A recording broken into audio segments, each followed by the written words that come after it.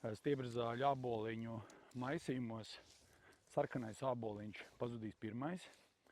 Var pazust pat pirmajā gadā, bet parasti otrajā, trešajā gadā. Baltais āboliņš atkarībā no pļaušanas režīma un citiem apstākļiem, mēslošanas režīma un augsnes apstākļiem, baltais āboliņš var kalpot šādos zālāju maisījumos ilgāk. Bet šeit ir 4. gada stiebrezāļu un āboliņu maisījums, un parasti šis zālāju maisījums uzvedās tā, ka pēc 4, 5 un vēl vairāk gadiem tas ir ļoti blīvs stiebrezāļu zālājs. Un šeit stiebrezāles joprojām ir. Šeit ir gan airenes, gan arī mīkslapu niedru auzeni. Tas šeit ir, bet tāda sajūta ir, vismaz vizuāli, ka āboliņš šeit manifestē.